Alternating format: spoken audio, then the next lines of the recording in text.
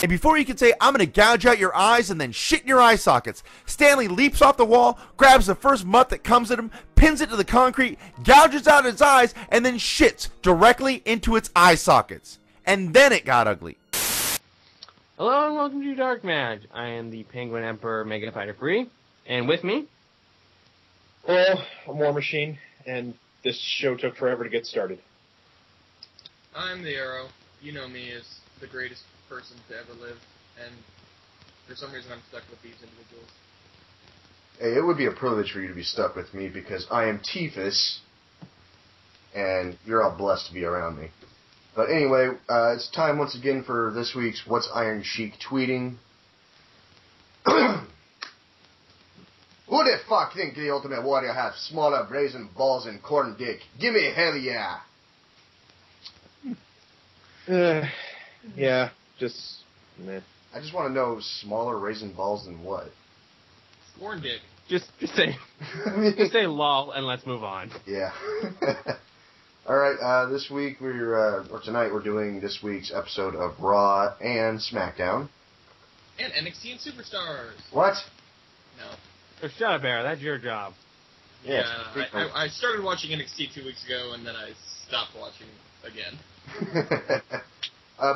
Supposedly they're going to start a new season of that pretty soon. Yeah, they've been saying that for like a month and a half now. Yeah. So, I can't remember. Jeez. It's going on over 30 weeks of NXT. It is. Mm-hmm. It's ridiculous. I think and Darren they're just waiting to start the new season with their new network. That's going to be a while. Yeah. Well. Those show suggestions, though, or those potential shows, some of them, honestly, have so much potential that I would want to watch them. And some of them just look like... You know what I really don't want to see is a lot of their shows a lot of the reality shows start to do crossover into the main product, like their fucking Road Crew Trucker show. I don't want to see that Steve Austin drinking show. I don't want to see Steve Austin drinking show. I want to see that. Yeah, I want to see that. I want to see anything involving Foley on that list. But I'm just saying they've got a show concept that's like Ice Road Truckers, except it follows their road crew. I'm sorry, but you're talking about road crews going from city to city in continental U.S. It's going to be the same fucking shit every episode. No, because you know why? You could say that about shit like Pawn Stars and American Pickers, but they find a way. Yeah, I noticed something right now. We are getting startlingly off topic. We are. It's we're talking about WWE. I don't think it's off topic. You know what, though? You know what, Arrow? I got another show concept that I want to get off the ground here. We'll save this topic for that one, because it fits that one. So, Okay. I cordially invite you to be one of the first guests on that show. But, look for that one coming soon. Anyway, Raw from today. Raw is live on tape from Liverpool, and, yeah. So Cena walks out to the ring to a mixed reaction, as per usual. Mm-hmm. And so John starts talking about the reaction he gets from the crowd, and he's thanking people and stuff like that. And he starts talking about WrestleMania, and he plugs ticket sales. And then apparently, this was news to me because while I had my back turned, The Rock came back. So he brings up the fact that The Rock couldn't make it, and it panned out to the crowd right when he said that, and there was a really funny sign in the crowd. It was this little kid holding up a sign that said, at WrestleMania, John Cena versus The Rock via satellite. He's just cranky because there's too many whinies. It's cute, a little smart. Apparently The Rock is going to be Cena's tag team partner at Survivor Series. Yep. Not because The Rock wants it, not because Cena wants it, but because the people want it. Twitter followers, not even the people. And that Rock. And big news that no one really cares about. The Rock is going to be back on Raw this Monday. So yeah, there you go. Woohoo!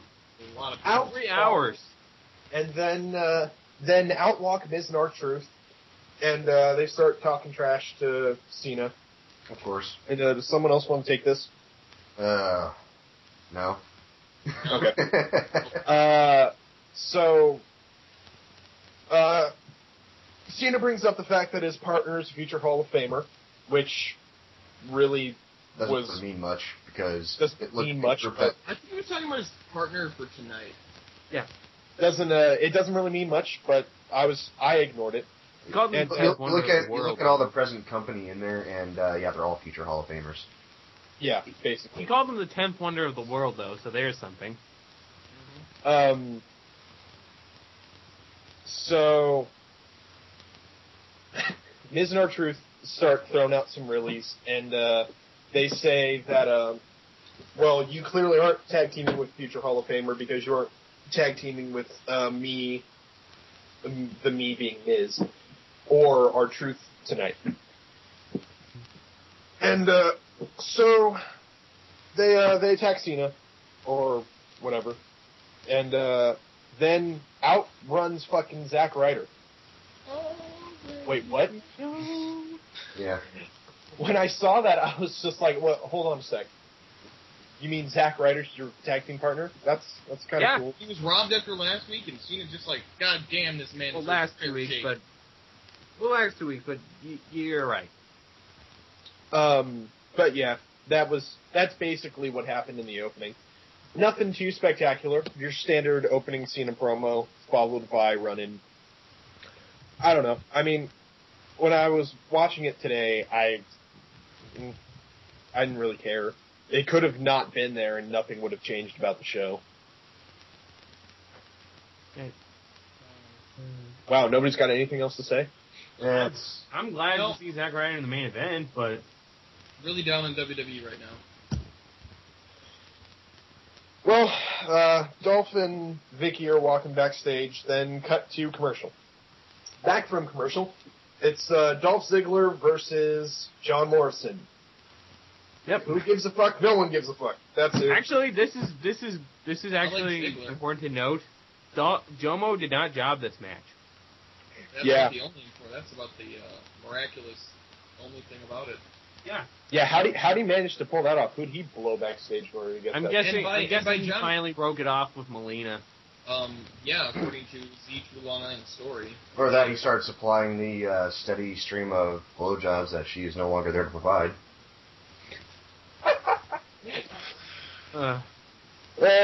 Yeah, but John Morrison wins with the. He wins with a schoolboy. Yeah. Every single WWE match. I hate roll-ups. Let's move on. What about those are good. We cut to commercial, and we come back, and then they start talking about the 10-man Survivor Series match, and the captains are Randy Orton and Wade Barrett. Why? They announced on WWE.com. It's because apparently that street fight that Orton just had to win on SmackDown 2 SmackDowns ago now, from when this is being recorded. So what would that be? The SmackDown from October the 28th, when it aired, when they had that street fight, which was a fantastic match that opened the show. Apparently that was the blow-off, which I feel a street fight is appropriate, but, you couldn't have saved that for a pay-per-view match. I mean, even if you give it away on free TV, why does Randy have to win? Because Randy Orton's badass. It doesn't matter if he's a badass. He's always going to be over. And when you just keep supplying the people with, this guy wins every single fucking time. And Cena, what was it, this week, he lost. He didn't even give a fuck. He smiled after he lost. He just shrugged his shoulders, said, whatever. I don't know. I mean, maybe they don't view Cena in the same way that they view Orton. Or at least not. They're different characters, obviously. Orton is a sociopath, or schizophrenic. And somehow a face. Yes. Orton is Wolverine to Cena's Captain America. Yeah. Sure. Actually, that's now Orton suddenly makes a lot of sense. Yes. Except Orton's not Canadian, and he doesn't have an adamantium skeleton, as far as we can tell. Yeah, because he has a lot of shoulder injuries. Anyway, all I'm saying is, Cena and Orton... That's what happens when you punch canvas all the time. Yeah. Anyway, Cena and Orton, they're the two top faces. They can afford to lose. They're not going to, be seen by fans as any worse. If if Cena loses 5 matches in a row, do you think he'd be in any other place than he'd be in right now? In fact, if Cena were to lose, people would probably look more highly on him than they usually do. Depending on the matches. If the True. matches suck. Yeah, if the match sucks, then... That's my only point here. We can move on now. Yeah. And John move on to an actual job match. Woohoo. Yeah, but before that, we get a video package for Baby Batista. And quick question, why is he face? Because they're trying to do the Dave Batista thing with him. Ugh. After he leaves a group. Okay, Mason Ryan versus JTG. Guess who wins? JTG, a lot of people were just surprised in the arena that he still had a job. Because he has not been on TV for as long as NXT Season 3 has been going on, to be honest. He's like the Jay Lethal of WWE. Yeah, when I saw him, I thought he was someone else at first. I wasn't quite sure, and then I realized, oh, that's JTG. I suddenly want to change the channel. What's sad is that Mason Ryan is from the UK, and they didn't even give a fuck about him. Yeah. But they love them some William Regal. Then again, Mason Ryan isn't in the United Kingdom stable in WWE 12, so... He isn't? How? He's Welsh. I know, right? That would complete the circle. There's 4 of them, right? There's McIntyre, Sheamus, Drew McIntyre, William Regal, and Wade Barrett. Oh, Wade, yeah. I wasn't sure if they were going to put William in there. Well, they did. Probably because Mason Ryan's overall is 75. Yeah. You bring the average of the group down. So, media rush for WrestleMania, blah, blah, blah. Backstage, Zack Ryder and the Bellas are exchanging promos. And that's just I'm in the main event. And the Ryder gets the Bellas to join him in woo woo woo, and then they leave. Cut commercial. They make jokes about because the week before this on Raw, he got attacked from behind, and it's look out behind you, Zack. And he's like, oh no, I don't want to get jumped again. Are they trying to put the Bellas over by sticking them to Zack Ryder? No, the Bellas are just the random chicks that need to be around for when they need somebody to be around. Because I don't know if WWE's noticed, but whenever Zack Ryder puts someone on his YouTube show, they don't exactly get over very well. Well, Regal's totally over. Let's think about it. We haven't heard from Primo until SmackDown. So he's getting his shot. Hey, fucking spoiler alert, man. It's not really a spoiler if it already happened. Yeah, spoiler for something people have probably already watched. Yeah. But I already told you spoiled the main event if you're going to get that bad. Kurt Hawkins is pretty much vanished, too, and... Well, John Morrison, it took a while to get him back. He's been on a job streak until now. But that was unrelated. Oh, true. And just wait, Big O's going to get signed, and he's going to get a mega push. That's why I think they're really pushing Mason Ryan as a face. It's because he's there to be the Big O because they don't have the Big O. That's my theory. The Big O's greener than Mason Ryan. Yeah. You know my point. Back, and Michael Cole is informing us that whatever the Michael Cole challenge isn't happening, and it'll happen possible. And then we cut to a recap of how CM Punk got his rematch, got his match against Del Rio, and then it was pretty badass, I gotta say. Yeah. That's definitely an effective way to get a rematch. Or a match. I don't know why I keep saying rematch. Oh no, it's a rematch, technically. Because it's a rematch for what happened when you got screwed out of the title. Well, I think this is honestly just stupid. They just need a title match. Well, Punk, you don't have a program. Go out there and do this thing that we just haphazardly thought up. Yeah. Because we're doing stupid storylines, so every time somebody attacks someone, they get a title shot. Yeah. Which, honestly, I think is incredibly stupid, because it shows that they're rewarding going outside the rules, which is not what GMs are supposed to do. Yeah, but when have GMs necessarily followed? Laurinaitis said that Alberto Del Rio I know what to say Laurinaitis yes. said, but my point is that Teddy Long did the same thing, except for when Big Show got his first match against Henry for the title. What I would have done is I would not have awarded him the match because he didn't deserve it, like Mark Henry said. But Big Show went out there and beat the shit out of Mark Henry, gave him like a knockout punch, chokeslammed him through a table, and then he was about to chokeslam him through a table. Teddy Long comes on and is like, Big Show, if you do that, player, you're not going to get a match for the title. And then he didn't do it, and he got his stupid match. He still beat the shit out of the champion, helpless, or not necessarily helpless, but an basically unsuspecting victim. And that's just not really a face tactic. Yeah, an unsuspecting, massive mammoth of a Mark Henry. Yeah, I don't really want to argue the whole, well, whatever face tactics, because you can get into all sorts of little semantical, just stupid details. But if the champion if a guy's just standing out there and then the face just goes off and attacks him because he's angry, that's one thing. What the face should want to do is I want to settle this the right way, in the ring. Yeah, I can see that.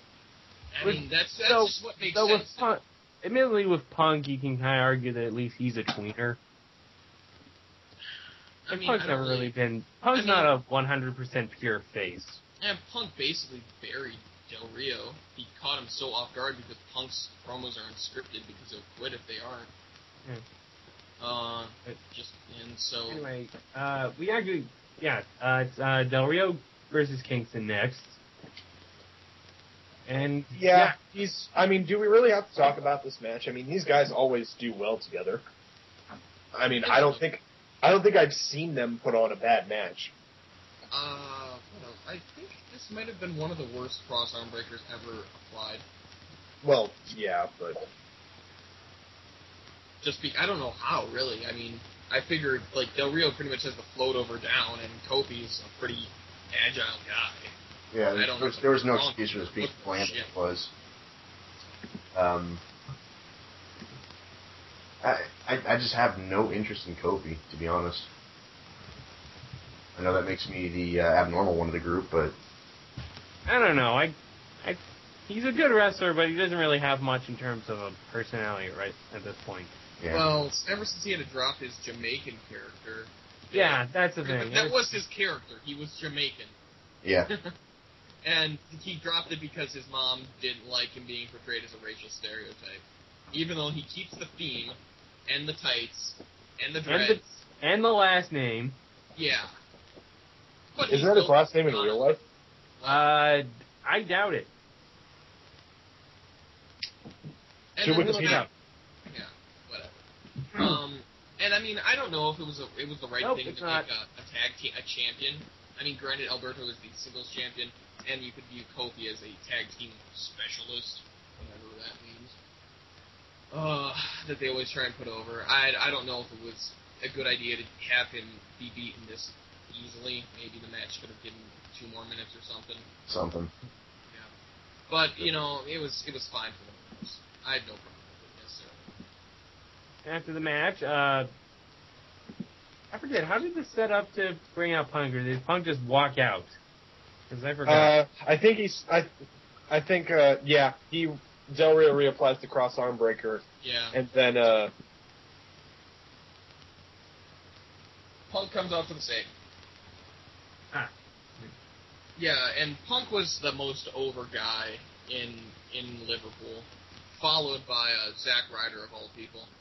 Yeah. I know a guy who was actually at the show, and they were confiscating signs and stuff like that.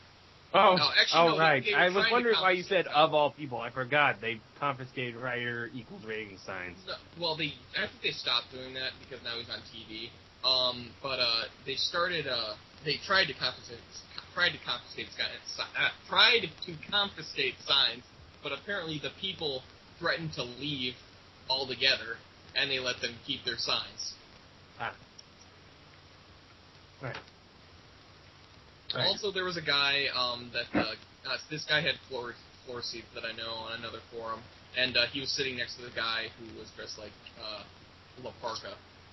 I think on the SmackDown broadcast. Maybe it was actually it was the Raw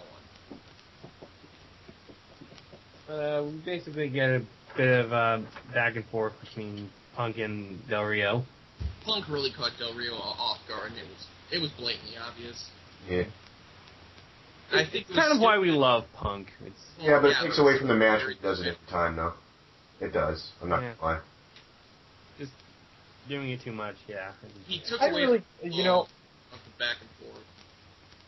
I didn't really care for this part all that much. I mean, I was, Punk talked about Del Rio being one note and kind of boring. I found that kind of funny because I was really bored by this segment. I didn't really find it because it felt to me like a generic face, I'm going to beat you promo, except with a CM Punk spin on it. It felt like CM Punk doing an imitation of CM Punk. So basically, CM Punk was half-assing it. I wouldn't say half-assing, but I don't really know how to describe it. I just didn't care for the segment. It was bad, in my opinion. I mean, not to get me wrong, I like Punk, but the fact is, he's not perfect, and that should be obvious, and you should be able to be objective. He buried the title in here, and he buried the champion. It's fine. I guess it's acceptable to bury a heel champion, but to say that people tune away, and for some reason he said on DVR of all things. He said they skipped, that's a bit problematic. I mean, that's just as bad as like when he said they changed the channel, but I mean, granted, didn't he say that to like Kevin Nash? So I mean, that doesn't really matter. But I mean, even like saying that people change the channel on your programming is a bad idea. Like even mentioning changing the channel is bad. I mean, look what it did for WCW when Foley won the title for the first time. Oh, you're asking like urging 100,000 people switched over. Plus, you don't really want to you don't want the face to be burying the title or the champion. Exactly. Why do you want this title if it's worthless? Yeah, it's the heel who should be bearing the title, and it should be done so that he gets to come up. He said he wants the title because he wants to make it worth something again. So I guess that's a reason why. But it just seems you have to hold the title and defend it to say it's worth something. I mean, Punk has never. No, he successfully defended it once, and then he got his ass kicked. Granted, it was after a long, grueling match, whatever. And after he was powerbombed by Kevin Nash. Fuck Kevin Nash! Fucking hate Kevin Nash. Oh yeah, you're gonna hate this Raw then. Yeah. Get Kevin Nash off the fucking TV. I'm sorry. So Ricardo gets to go to sleep after Del Rio escapes. I honestly felt bad for Ricardo, but whatever. And then just needs to get all the shit these days. And then we get a recap of the Muppets showing up on Raw last week, which I'm kind of sad that I missed. Yeah, it was awesome. Sheamus and Beaker are related, dude. Yeah, I saw that part because, I watched the show. Yeah, okay. I'm not going to say I didn't enjoy some of the Muppet segments. I did. But the fact is, with wrestling, you're trying to within the work, you're trying to say everything that happens on the TV is real. Everyone knows the Muppets are not real; they are puppets. Why are the people saying, "Oh, I'm related"? Why are they? I don't know. The Muppets. It's just the Muppets, dude. They kind of transcend everything. Yeah. I mean, like I said, I'm not really gonna. I mean, I know yes, I am complaining about it, but it's like a minor gripe. It's like something I can pass. It's fine. It's at best a nitpick. Yeah, it's kind of like Big Show saying he was Pee-wee's cousin. Yeah, that was or when they were doing the MacGruber tie-in where they had Khali come out as Kaluber, but then again, it's great fucking Khali and nobody gives a shit about him. And the time MacGruber blew up R-Truth for Farm. Yeah, that was the best because I hated R-Truth back then. Yeah. But what else? There's one thing I want. Oh yeah, the thing I loved especially about the Raw or the Muppets on Raw was just Swagger saying "Waka Waka." Yeah, that was fun. Before I get a ham sandwich, Waka Waka.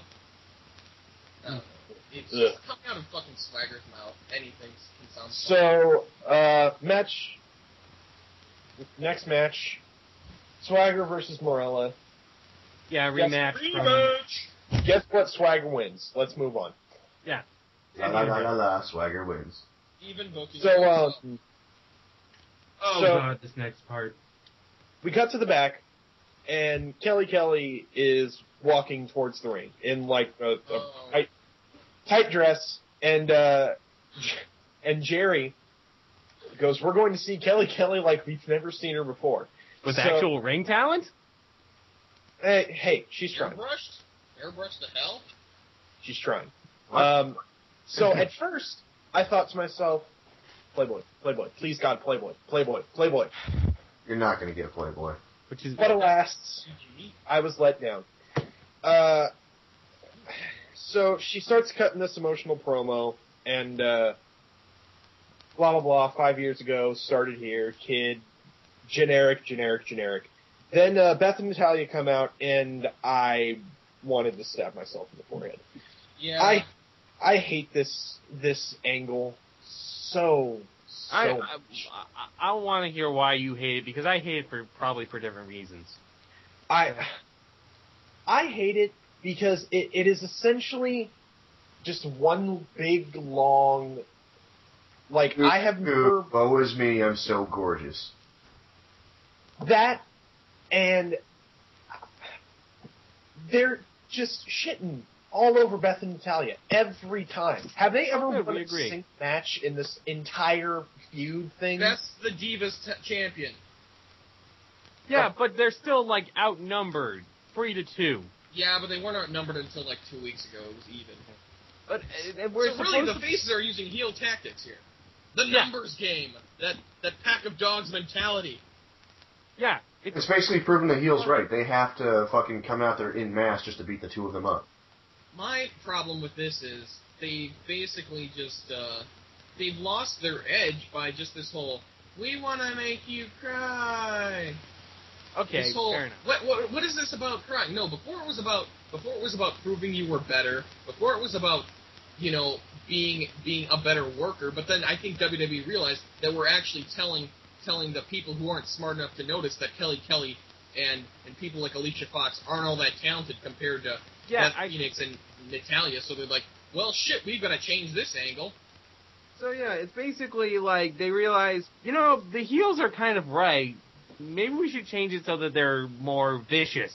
Blatantly fucking right. Yeah. So, Torres hired some women that know how to wrestle. I mean, Jesus Christ. What's so hard about... Why would they want to do a thing like that? Yeah, Eve Torres and Alicia Fox come out and chase Natalya and Beth away. And then they pull down... I guess I forgot to say this. The entire time they had this, like, poster board thing covered in a red sheet. Yeah. Red sheet, yeah. And it's for a magazine cover for Maxim. Yeah. How is that not seeing Kelly in a way we've never seen her before? All right, I mean, get a swimsuit catalog. Because she's sitting on a car and shit. Guys. I know it's been pointed out by some other people, but basically, on the cover of this magazine, she's wearing pretty much the same amount of clothing she wears to the ring. Yeah. Yeah. I mean, you know, I've sat through Extreme Expose, and I've sat through her stupid exhibitionist gimmick. I have watched every single one of her terrible, terrible matches. And I'm open-minded enough to admit that she has had some moderately decent to mediocre ones in between them. But it doesn't change the fact that most of them are terrible. I have seen her plenty of times with less clothing than what she has on the Maxim catalog. Really? Do you think that I'm an idiot or something? Yes, do you think that... do. You do realize that most of the people in the audience, other than the 8 to 10-year-olds, have been watching this since at least 2004. They've probably seen her in way different lights, way different times. And there were people in the audience fucking bowing to this. Honestly, those could have been recycled, because WWE has been known to use old footage. I know, but it's just... Granted, I think those were people in CM Punk shirts of all things. And I'll be damned if there wasn't, like, every single person in that arena was not wearing one. I just... fuck it. I'm done talking about this. And they follow up this dumb fuckery with more dumb fuckery. Well, hold the phone. Let me just go back to this 1 second. Okay. Okay. On the cover, ignoring Kelly, on this PG show, the other highlighted articles, the reasons that you want to buy this magazine, other than the Kelly photo shoot, and because of the interesting article about Rafiki doing the stink face, you've got how to become a sex Santa right there, on a PG show, which they can't even talk about. They can't even really, they can barely hint at it, and the closest they've done to it, I mean, on TV is the Oksana angle with Teddy right now, but they went even farther on NXT this week, but it's fucking shitty. And I just seriously, welcome to Tori Wilson's dad all over again, for fuck's sake. Oh. Seen Teddy Long get romantically involved with someone he's working with. I'm Maybe this time he'll have another heart attack. I'm really fucking tired. Hold on, player. So, I hate the game. It's time for a tag team match. Laurinaitis comes out. There was stuff before that. No. Laurinaitis comes. Yeah, thank you. No, I just want to say tag team match because of fucking Teddy Long. It had nothing to do with the actual show. Okay, good. Sorry. I'm sorry, I thought you guys Sorry were about the confusion, yeah. No. Laurinaitis comes out, and I suddenly feel the urge to hang myself.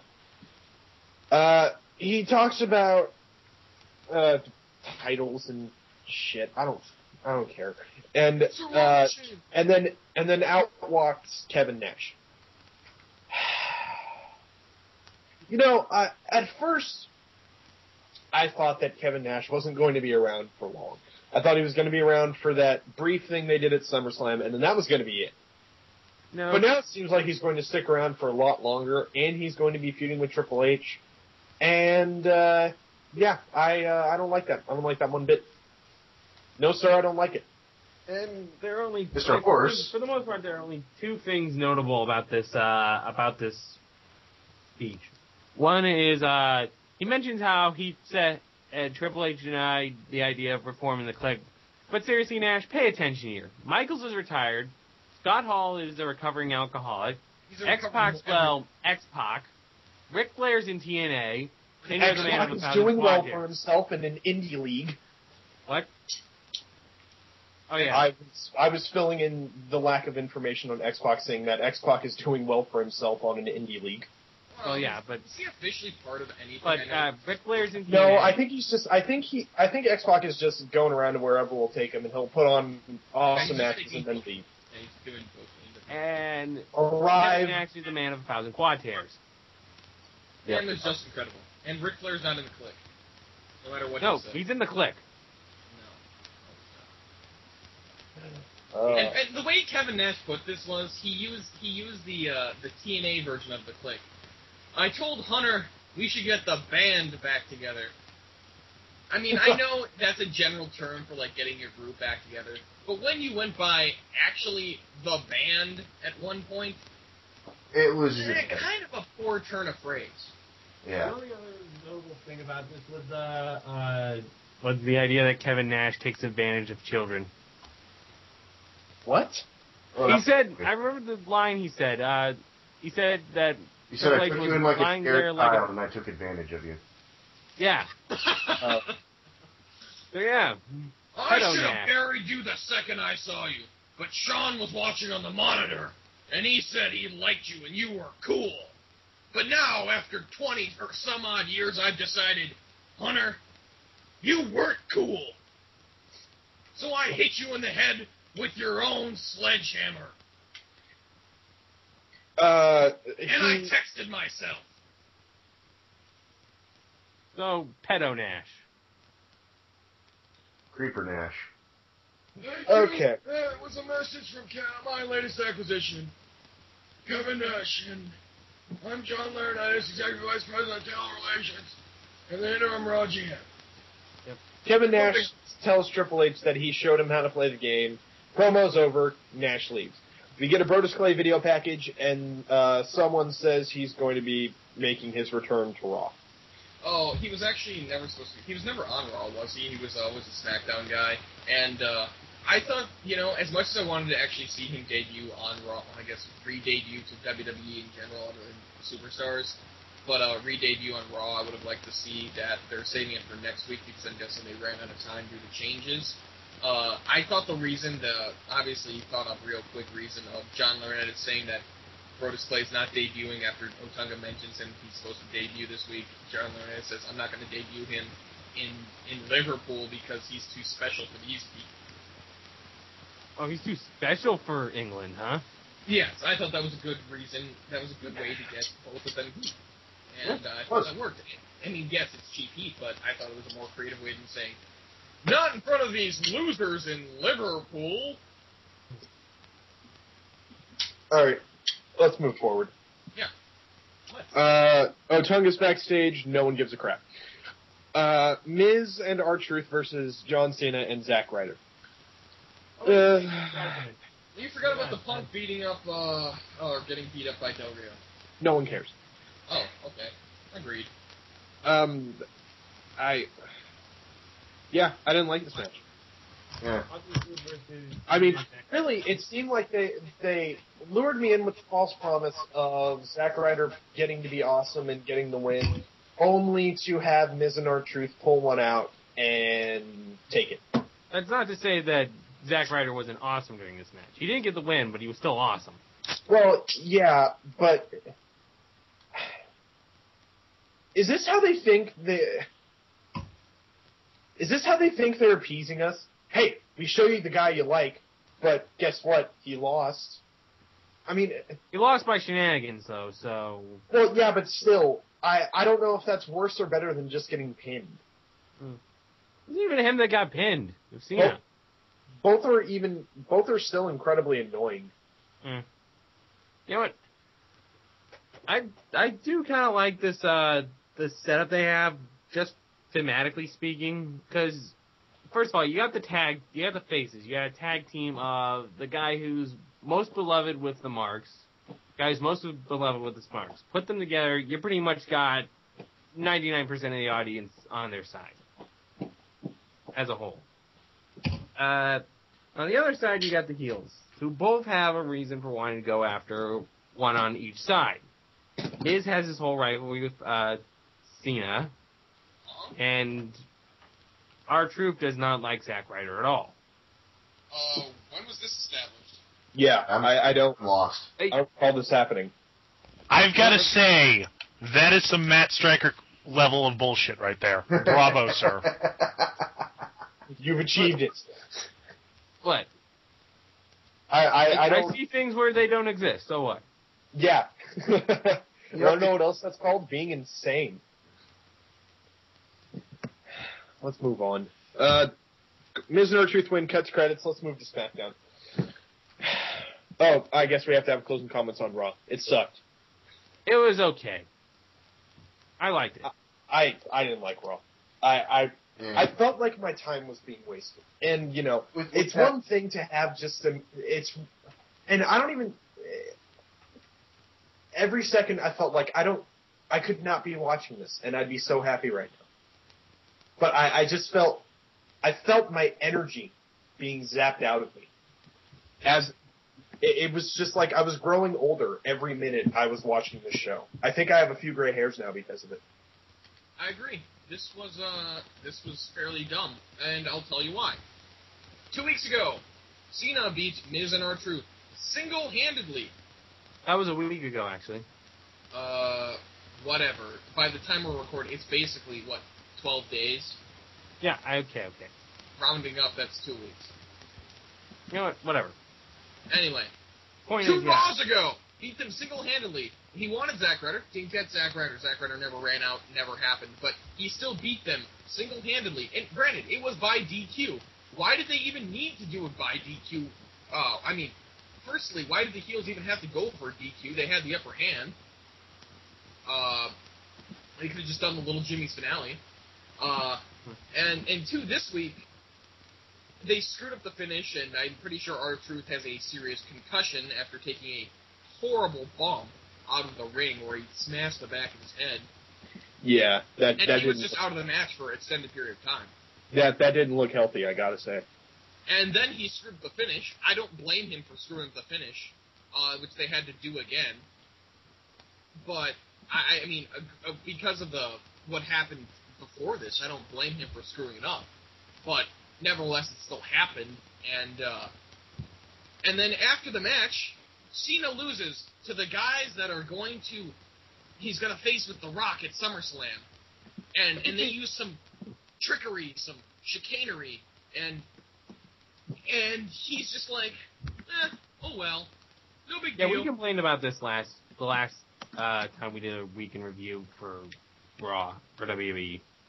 Like, what's the point of having The Rock now if he can handle them both?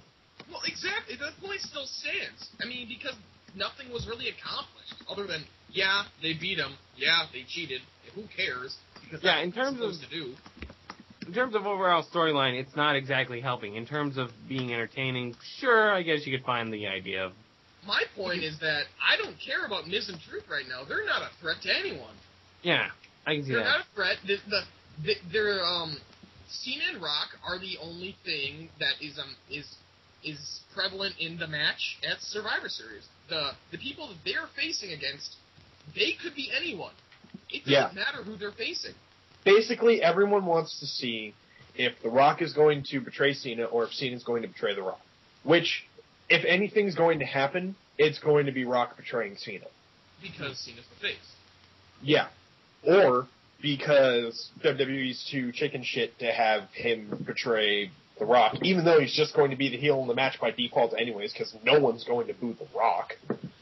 Well, my guess is that they're just going to have some sort of confusion where, like, Rock will be, or, like, Cena will be on the apron, he'll be trying to get the crowd involved, and then, Miz or Truth will be going to attack Cena for a cheap shot when he's, like, turning around to the crowd, and then Rock will, he'll be trying to protect Cena, just because he's like, we're on a team, we've got to do this.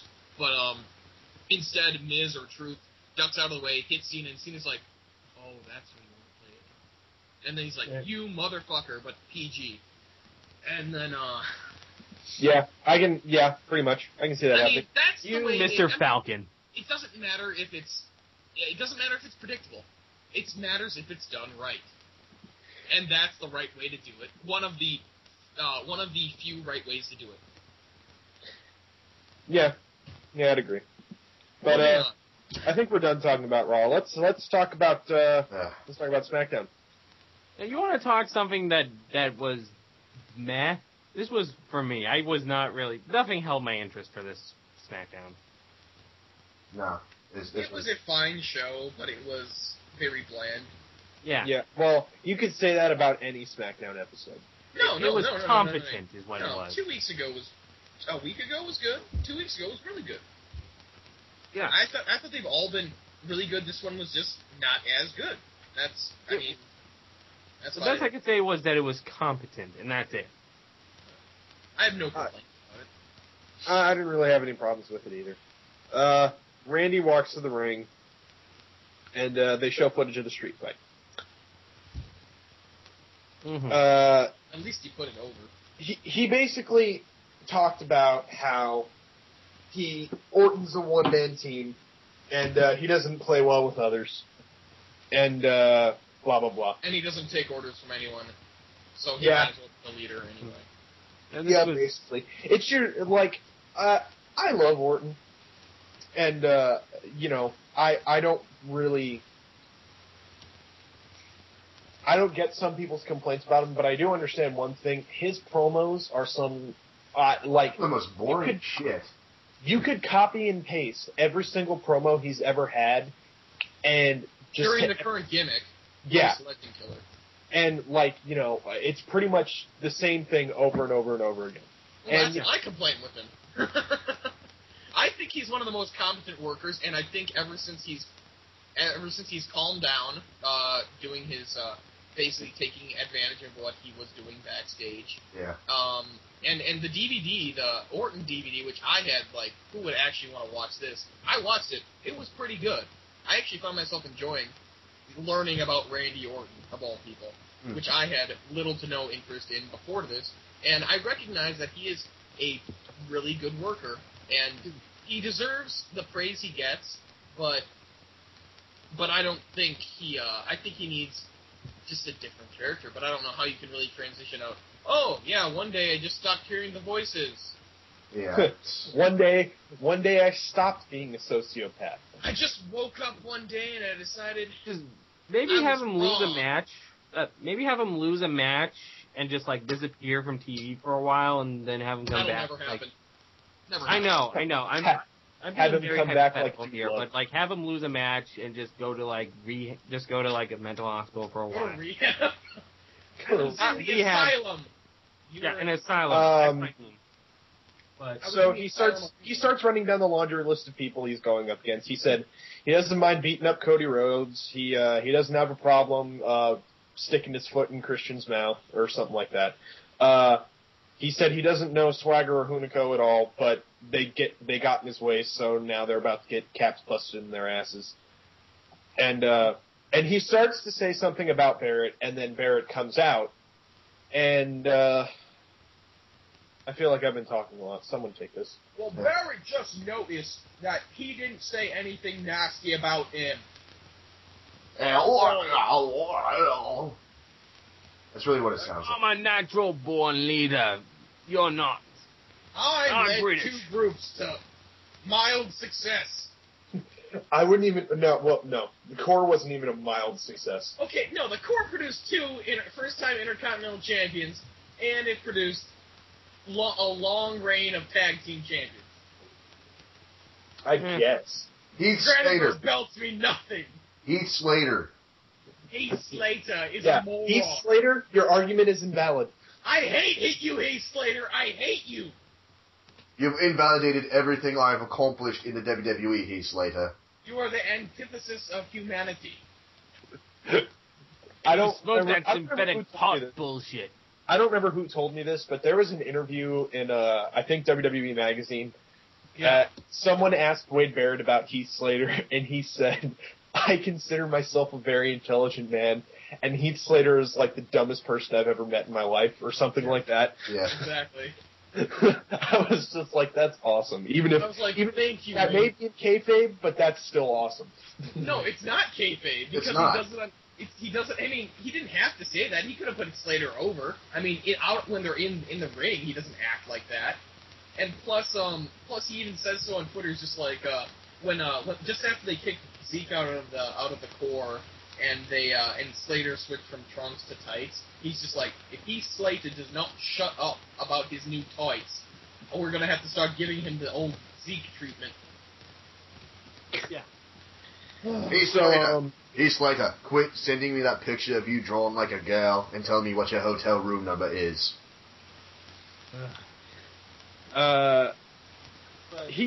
Barrett basically gives like the "I've been a leader always" promo, and fans start chanting RKO. Yeah. And Barrett says that something called the Barrett Barrage has You haven't been watching. Are you listening to me? SmackDown. It's the Great Barrett Uprising, damn it! Yeah. And I seriously suggest that he never uses that term ever again. Because the problem here is they haven't settled on a term. If they just want to go with the Great Barrett Uprising, which they should, it sounds it was good when it was the Barrett Uprising because that well, they made it switch sound back like and forth, and that's the problem. Like Between Barrett Barrett Barrage- Uprising actually sounds like that he's gonna take down the WWE or something. The Barrett Barrage just sounds like an all-out attack, which doesn't really sound very intelligent. I think the Uprising is better because, he was at a high point once and then he kind of got, forgotten about and thrown down on the card. Yes. And now he's coming back up! So, Barrett finishes talking, and he asks Orton if he's listening to him. And Orton goes, "No, I'm just thinking about how high your head is going to bounce off the ground when I RKO you." That was a good one, That was just, to be honest. I like that one. No, I was just like, that was pretty. I was like, that was pretty badass. And then out walks Christian. Fuck. Look at all. He has a neck brace. His neck brace is on, and from what I understand, he got that after a choke slam from the Big Show. Yep. Yeah. That's Just made him the fish face. It's one of those really old neck braces. It's a soft brace. Yeah. And Christian says that Randy's going to be the Yoko Ono of his team, and I don't even know what that means. It's a reference to the Wow, Beatles. you're young. No, I know who Yoko Ono is, and I know that, but I don't understand how that applies to Orton. She broke up the Beatles, brother. Yeah, she made. Well, yeah, but how is you know what? How is Randy going to break up his own team? Because he's the leader, but he's not a leader. Yeah, he's essentially saying that he's going to be the reason their team can't get along and work together. And they were in England. Yeah. I guess. If he wanted to be more topical, he would have mentioned Oasis breaking up. Oh, God. Let's my wonder wall. Shut that was the like fuck in the up. early 90s. At least pick something more recent. Christian talks, and then Orton punches him. Song comes out, yeah. Sheamus, and then Barrett begins attacking Orton, and then Sheamus runs out and starts running at Christian. Orton throws Barrett to the floor, and Christian leaves the ring before Sheamus gets to him. Teddy comes out and says that Christian will be facing Sheamus tonight because he seems fine even with the neck brace on. He was cleared to compete. I guess. By Teddy Long. Yeah, by Teddy Long, which is some Medical clearance. He has magic. He has his general manager magic. God, It cures all wounds. Sheamus versus Christian. Guess who wins? Christian? Shut up. Sheamus does. That's you just being ignorant. Yeah. This match was okay, I guess. I mean... Yeah, but it's a match I've seen like 4 times. Yeah, but, I mean, I don't really know... Yeah. I don't 4 really... times in like the last 2 months. It's just like when they did that Orton Christian program for like 5 months. Sure, they're great matches, but after the 4th time, I'm thinking, time to move on here. I'm done with this shit. It's not like with Ziggler and Ryder where you're generally going to be excited for the next time they face off. This is just getting boring now. Well, no, the difference about those matches are Ziggler and Ryder's matches can last anywhere from 4 minutes to 15 minutes. There's varying circumstances. Plus, Ziggler always comes out with a Vicky and sometimes Swagger. Orton comes out with no one now, and neither does Christian. So there's no fuck finishes they can do there other than no just variation. regular disqualification. There's absolutely no variation. Exactly. I mean, they varied the first, like, they changed things up when they repeated spots, like when Christian always goes for that sunset flip powerbomb that he does off the turnbuckle. They did that, but the thing he faked it on like their second meeting, and they're like, "Oh, Scott," I'm like, "Fucking brilliant." Then they did it over again and again and again and again. So it's like, and that's the point where I say, have to have this. Exactly. That's the point where I say, enough is enough, and it's time for a change. Yeah, pretty much. Yeah. A nice reference there, by the way. Very well placed, sir. Yeah. Good job. We go to commercial. We come back and we get a recap of Big Show beating up on Mark Henry. Yep. And then, and then you have Daniel Bryan backstage with Caitlyn and AJ. They're talking about how it's a bunch of nerds, man. A bunch of Yeah, nerds going on bunch of TVs. fucking nerds. Fucking nerds, god damn them. So Daniel Bryan is talking with AJ and Caitlyn. And Caitlyn goes, oh, "Were you by the way, doing War that Machine. last week?" And he's all like, "No." And then AJ's all like, "Oh, well, when you do cash in, good luck. And and you'll be a cool world." Being like a liar or something like that. And he's like, "Well, my head wasn't really in the right place. I mean, I had just gotten beat up by Mark Henry and tossed out of the ring." So, really, that whole main event last week made Big Show come off like a dick. Yeah. It really did. By the way, Go in there, cash in your briefcase. Either you're going to lose, or either you're going to win, and I get to face an easy opponent because you're about a third of the size of me, or you lose your briefcase so you can't fuck me over in my next main event. Yeah, that's pretty much what I was thinking too. It's like, why is he not pissed at the Big Show for that? Because Big Show's a face, and he can't. I know. And he can't be pissed at him through the logic of WWE. Right. I mean, I get that, but I mean, if you really look at it, I mean, maybe they're setting up for a Big Show heel turn. I guess. But anyways, Mark comes back to the ring, and he's like, "Hey, think it's easy to become champion? I wasn't champion for a little long time." And Brian looks at him and goes, "Well, I don't really care. Yeah, If you're champion, I'm probably going to beat you." And then Mark tells him, "Well, I guess it's cool. I mean, you have gusto and all. It's too bad I'm going to beat you." Yeah, you have guts. Shame I'm gonna have to rip those guts all over the ring. Yeah. Just a note, AJ looks so skinny. Yeah, she. There's like nothing to her, and the thing is, I don't think she's necessarily like unhealthy. That's just her body type. Oh. Yeah, she's one of those skinny as a real people. Yeah, she's one of those skinny as a real girls, but then she decided to get ripped. I have no problem with this, to be honest. I'm not. No, I mean, she wants to be there, which is something that doesn't seem to be prevalent with a lot of them. They just look at this as a paycheck. I mean, the Bella Twins and people like Hornswoggle have to have the greatest job on the planet. Yeah. We do virtually nothing, and sometimes we have to go in the ring and take basic bumps. Oh. So. Oh, go ahead. I fell on my back once today, but it's okay. I came to play. So, Ezekiel Jackson video package. Weird. Yeah. Really weird. Yeah, well, But I don't understand, and maybe one of you guys can explain this to me. Are they implying that he's a face? Because they brought up that he was a family man, but then they also brought up that other people's suffering is his satisfaction. So I don't really know what they're going for. He's a face. Tweener, I guess? He's a face because that's what he became after he left the core, and then he got over with his body slams, and then he's not been on TV for like a month and a half. I'm going to go with Tweener here, just because. So, T. Long is in the office of C. Robinson. T tells C... No, Charles Robinson's in Teddy Long's office because there's a picture of Martin Luther King Jr., that's how you know. Whatever.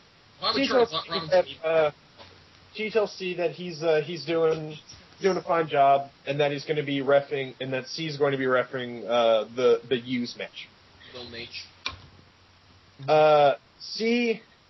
C leaves, and then all of a sudden the lights go down, and saxophones start playing. I don't know what that means. Oksana's gimmick. Oksana is pretty much Teddy Long's whore now. She's seducing Teddy Long for some reason. We don't know yet. So she can get on TV, I guess, is the presumption. But there's not much in this development yet. A asks T if he saw the Halloween Battle Royal. Then T tells A that the first time on SmackDown should be special. And A says that she wants the first time to be special. It's a sexual thing. You're joking. What? My God. I don't get it. First time what? Being on SmackDown? Yes, that should be really special. T tells A that... You're going to keep referring to them with just single letters? Seriously? Yeah, and it's going to get even more confusing given who's coming up next. T tells A... And he keeps going. Don't ruin what I'm doing. Ruin. T tells A that A needs to get some seasoning. And then T has another A come in to help the other A. A Fox. Ha ha. You call her R, I'm going to kill you. Ha ha! Oh my God, it's Rihanna! Jesus. Yeah, but Alicia Fox does not look like Rihanna. I think I said it before. She looks more like Ed from Cowboy Bebop. Okay, well, you have to realize that Oksana is from Eastern Europe. I want to say like Estonia or something like that. Lithuania. That's what it is. That's what it was. And you know, all black people look the same. Especially. I mean, Well, nobody I honestly, now thinking about it, in the face, she kind of, sort of resembles Rihanna, but not really. Not so much that you could actually get her confused with the real. Also, we have to remember that Oksana is the person who confused Dusty Rhodes in a blonde permed wig as, or like in a Dee Snider of Twisted Sister cross-dressing wig.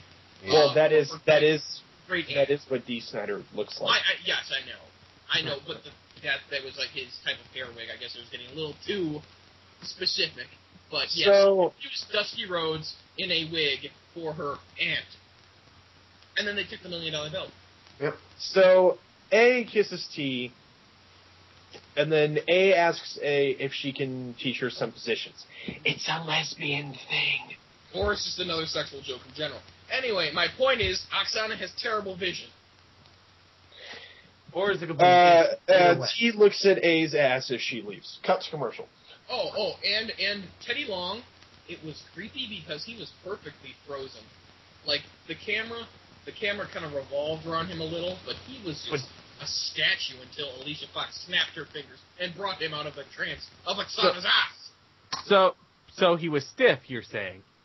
Correct. Oh. Very. Hey now. Ted DiBiase versus Jinder Mahal. Someone, quick, stab me in the thigh. The DiBiase posse.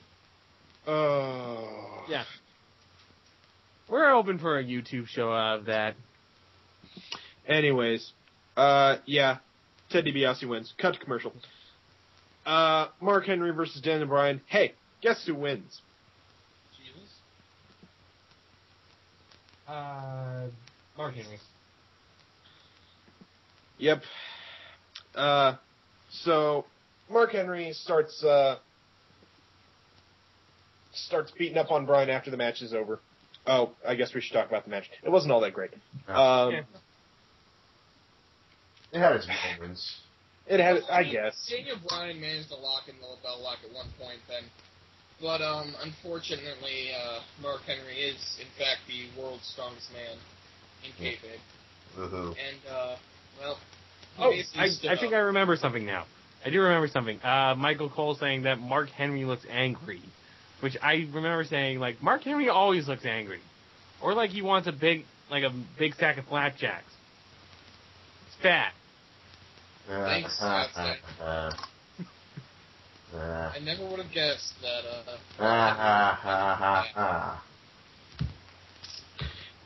If you can't tell, this show is being incredibly boring right now.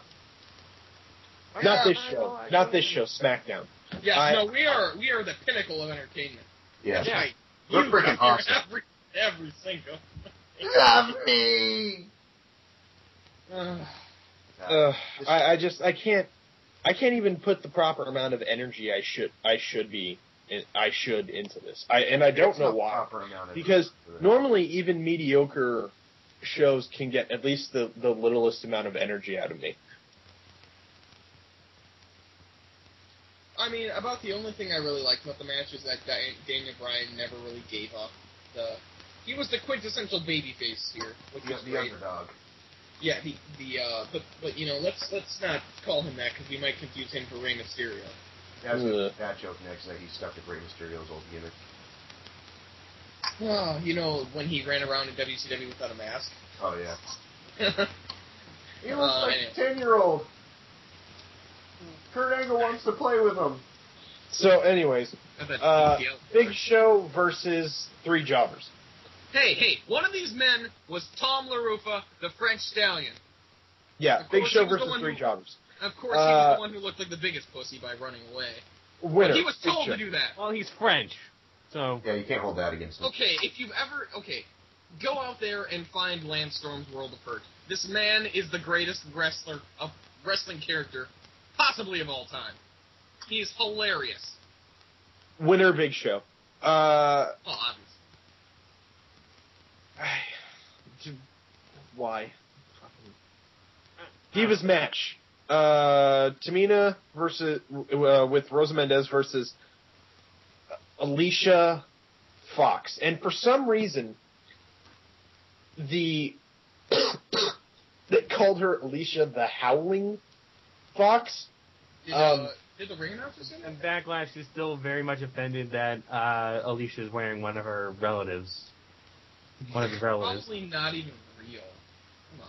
Like, You know, why did they call her that? Never mind. Because because her real name is Dirba? What? Think she's called the Howling?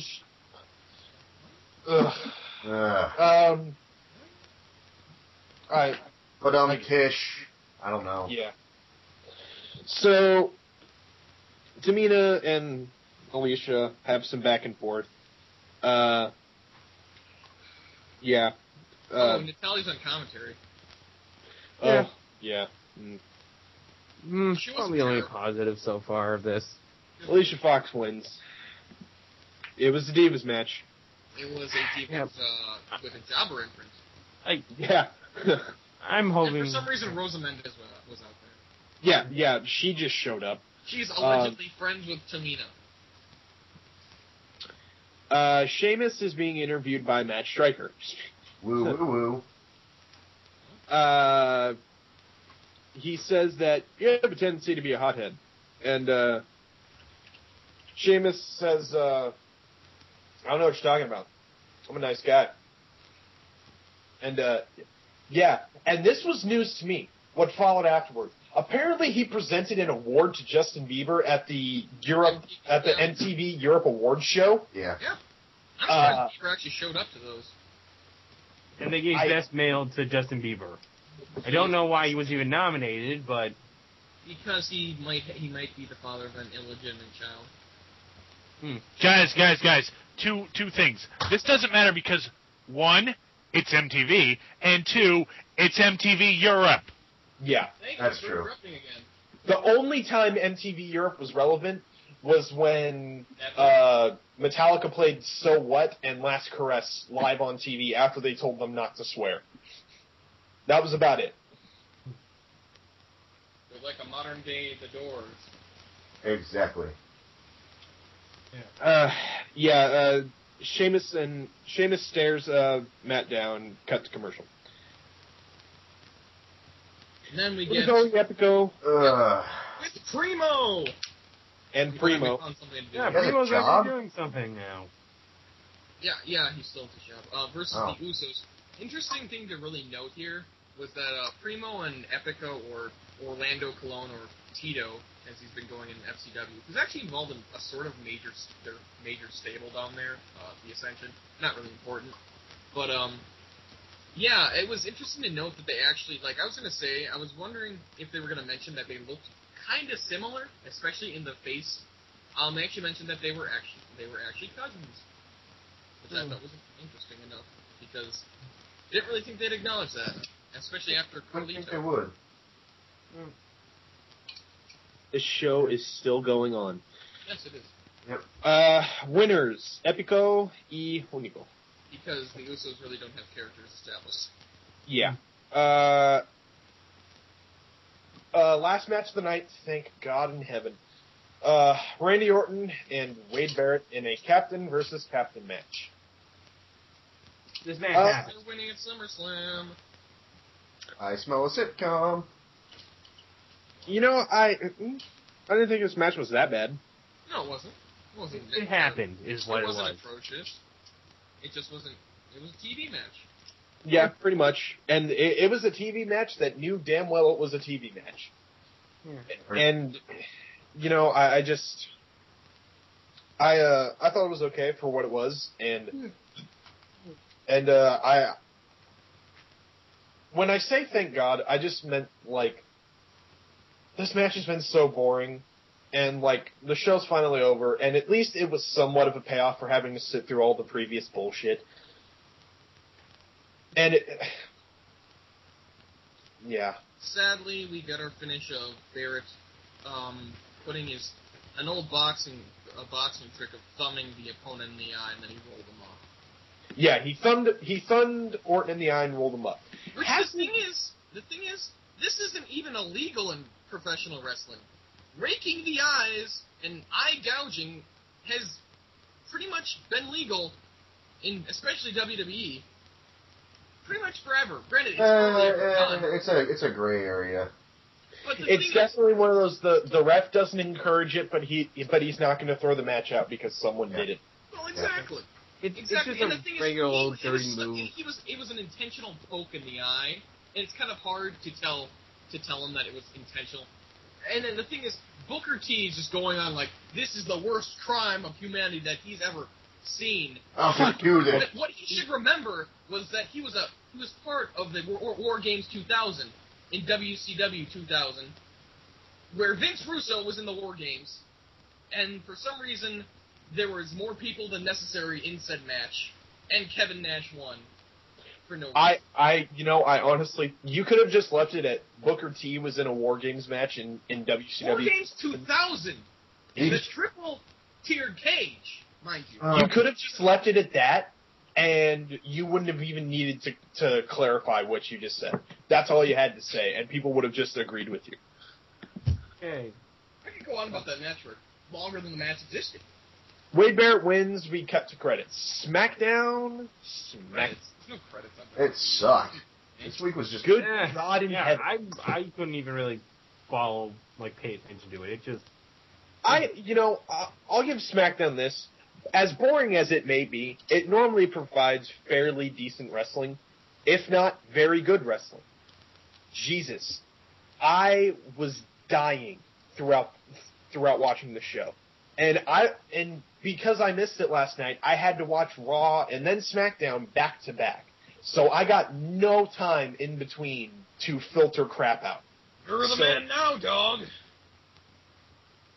Well, Just broke that out. yeah, even I can't really hold this as being good. This was meh.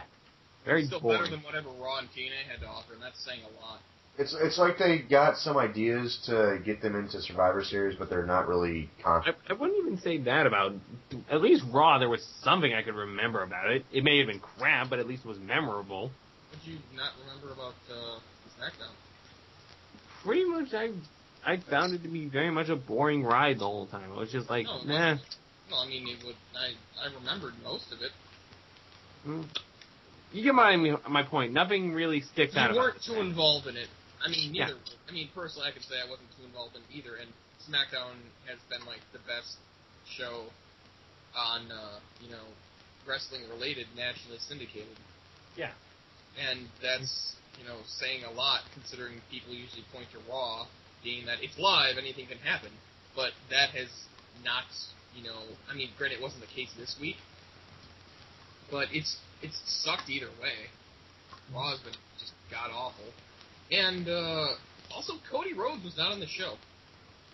Huh. Yeah, Cody Rhodes was mysteriously MIA. Yeah, I don't know what's up with that. Maybe he did get a concussion from that street fight last week or something. Well, yeah, maybe it's because the mask is cracked. They're kind of going for a kayfabe thing. Yeah, that's probably a plot point as well. Yeah. And plus, Orton took the mask with him. Yeah, so he's probably finding a new mask. He's going to come out and dress as La Parka. DDP. Please, for the love of God. It would be so awesome. Skull Captain in the house! You know what? No, I want to see Cody Rhodes as a Shockmaster. If he would just walk out in like this really bad store-bought Jason Voorhees mask because he couldn't find his actual mask. And like, he doesn't come out dressed like Jason Voorhees, just the mask. And like, that would be awesome. I want the Shockmaster, Matt. I don't care what you want. Shockmaster. Bring back the Shockmaster. You know what? We're in a feud, so I shouldn't care either. Well, what do you want? But yeah, let's finish this off with a game of what gets more screen time than who to pick? Michael McGillicuddy? We want Michael McGillicuddy on TV? Okay, never mind. What gets more screen time than Goldust? Goldust? He's injured though. Yeah, he's right. Let's just go with the typical Zack Ryder. My general Zack Ryder got screen time. He was in the main fucking event. I don't care. No, you can't go with the typical if the typical is in a main event. What gets more screen time than Goldust? Go. my general apathy towards WWE and my hate towards everyone in this room right now gets more screen time than Goldust. That was mean. Yeah, Pedo Nash gets more screen time than Goldust. AJ's xylophone gets more screen time than Goldust. What? You mean Saxophone. Oh, wait. Is AJ for a xylophone? Oksana, or are you talking about her Yeah. ribs exposed? Yeah. And that. Okay. Oh. All right. I ruined the joke. My apologies. Slightly No. confusing. I did too, so. Does anyone else feel like this entire episode's just like, fuck? Yes, I do. I felt that since about halfway through Raw. Yeah, I just... Okay, Arrow, you said yours? Mine is David Otunga slurping on his coffee. Oh, There. shit. That gets more screen time than Goldust. The This first has been couple of DarkMatch. times I didn't notice it, but now it's ugh. Dark match. Good night. Good luck. Go away. Get the fuck You need out. to cheer the fuck up, War Machine. Turn that throne upside down. I'm Exactly. Matt Striker free. See you later. Survivor Series coming up soon. See you then. Brother. Right before Stanley climaxed, he pulled back, yanked the severed head off of his cock, and bukkakied my neighbor's face, covering him in a deluge of honey badger semen and pit bull blood and tears. It was the most amazing goddamn thing I've ever seen in my life.